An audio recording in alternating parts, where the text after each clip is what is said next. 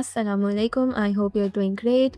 So today we are going to start our 11th lesson, that is the last lesson of this module. And in this lesson we are going to learn the trick to remember vocabulary. In the last lesson we understood some vocabulary words, their usage, their meanings, their context. We learned a lot of new vocabulary words. In this lesson I'm going to explain some trick to remember that vocabulary. तो as an example मैं आपको 10 useful words बताने वाली हूँ. The trick is 1 mnemonic per word. What is mnemonic, ये हम next slide में पढ़ेंगे. The trick is basically to turn boring words into unforgettable stories which will help you memorise things faster. अब main trick ये है कि आपको crazy visual stories बनानी होती हैं वर्ड्स के पीछे. सही है, इसको हम स्टेप बाय स्टेप लेके चलते हैं. First step is see the word, read the word and then break the word into parts according to the sound or meaning. आप word को देखो, word को पढ़ो और उस word को उसके sound के हिसाब से या फिर उसकी meaning के हिसाब से उसको parts में break कर दो. Second step is to make an exaggerated funny image or a story linking sound to meaning. उस word के हिसाब से, उस word के sound या meaning के हिसाब से आप उसकी एक funny image बनाओ अपने दिमाग में या फिर funny story बनाओ एक. And then the third step is to picture it vividly because the crazier the better. You know, brain loves these crazy things. तो आप जितना crazy picture करोगे उस word की meaning को या फिर उस story को, आपका brain उतना ही उस चीज़ को याद रखेगा. Fourth step is to say the word and your story out loud 2 to 3 times. Now these were the 4 steps. This is basically how you make a mnemonic. Okay, इसको हम एक छोटा सा एग्जाम्पल देख लेते हैं. For example the word is ephemeral. Now ephemeral का मतलब है शॉर्ट लिव्ड या फिर टेम्पररी कोई चीज़ हो, मीन्स नॉट परमानेंट. ठीक है, इसका हम निमोनिक कैसे बनाएंगे. आप इमेजिन करें एक F1 कार है जिसका साउंड होता है ephemeral. इसका साउंड ऐसे होता है, ठीक है, और वो क्रैश होती है एंड बिल्कुल 3 सेकंड्स के अंदर डिसअपियर हो जाती है, गुम हो जाती है. तो ephemeral वर्ड याद रखने के लिए आपको क्या जहन में याद रखना है, F1 crash. So whenever you have to remember this word, you know the meaning. Okay, you're thinking what was the word? It was temporary and oh, F1 crash. Okay, it's ephemeral. ऐसे करके आप words को अपनी stories के साथ link करते हो. Let's look at the other examples. First example is ambiguous. Now what does ambiguous means? It means unclear और जिस चीज़ की multiple meanings हो. सही है, इसका निमोनिक हम कैसे बनाएंगे, ambiguous. इसको हम वैसे ambiguous प्रोनाउंस करते हैं लेकिन हम इसको तोड़ते हैं साउंड में. ठीक है, ambiguous. अब ये मैंने तोड़ दिया इसको.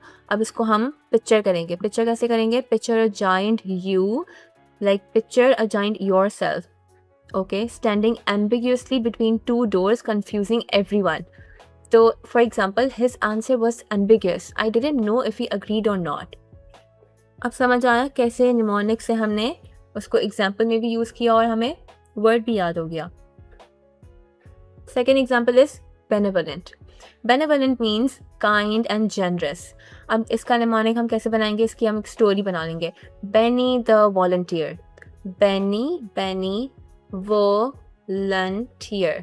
इसको हमने बीच में द ऐड कर लिया. Benny the volunteer means benevolent. That means kind, generous. You have to imagine Benny being a friendly guy and he is giving free ice cream to everybody. So Benny the volunteer means benevolent. He is being kind and generous. Third word is cacophony, which means harsh or unpleasant mixture of sounds. ठीक है, इसका mnemonic हम कैसे बनाएंगे, जैसे cackling phony, same word, phony हम same डालेंगे too ज़्यादा रिजेम्बलेंस के लिए.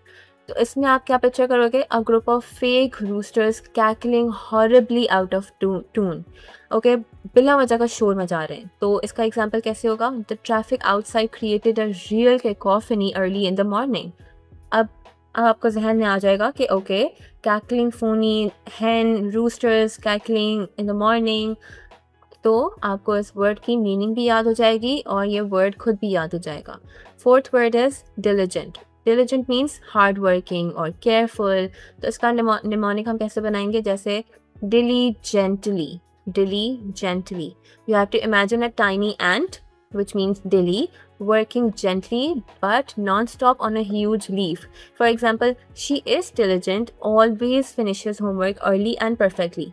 If you remember this example only ना, फिर भी आपको religion का मतलब पता चल जाएगा और वो word आपको याद हो जाएगा. Fifth word is eloquent. Eloquent means fluent या persuasive speaking, जिसकी बहुत अच्छी flowy speech हो. इसका निमोनिक हम कैसे बनाएंगे? Elephant coat. Elephant coat. You have to picture an elephant giving a beautiful flowing speech. अब आपको फॉर एग्जाम्पल फ्लुएंसी के लिए कोई वर्ड अभी याद नहीं आ रहा, तो अचानक से आपको ये पिक्चर याद आ जाएगी, elephant giving a beautiful flowy speech, and you will exactly remember this word, which is eloquent. Sixth word is frugal. Frugal means careful with the money or economical. तो इसका हम निमोनिक कैसे बनाएंगे? Frugal, I think you all guessed it. It's frog girl. Frog girl. You have to imagine a frog lady reusing every leaf as money super carefully. And you can even associate with your mothers too, because they use money super carefully. So you can make a new mnemonic out of this as well. Actually, that's the homework for you. Make a new mnemonic for this word, frugal. For example, my frugal aunt saves every rupee and still enjoys life. Seventh word is gregarious, which means sociable, very outgoing. So इसका mnemonic हम कैसे बनाएंगे? Gregarious means gregarious party. Okay, you have to picture Greg. अब आपने एक यहाँ पे story बना ली, एक अलग ही सीन बना लिया. एक ग्रेग नाम का बंदा है जो हर पार्टी में सबको हक करता है. For example, she is gregarious, makes friends in 5 minutes anywhere. इससे अब हमें कॉन्टेक्स्ट समझ आया, सिचुएशन समझ आई, इस वर्ड का यूजेज समझ आया और यह वर्ड हमें याद भी हो जाएगा. Eighth word is impartial, which means fair और अनबायस्ड, बिल्कुल न्यूट्रल. इसका निमोनिक हम कैसे बनाएंगे? I am partial no. ये सेंटेंस आपको याद कर लेना है. I am partial no. Imagine a जज saying I am partial no way while blindfolded perfectly.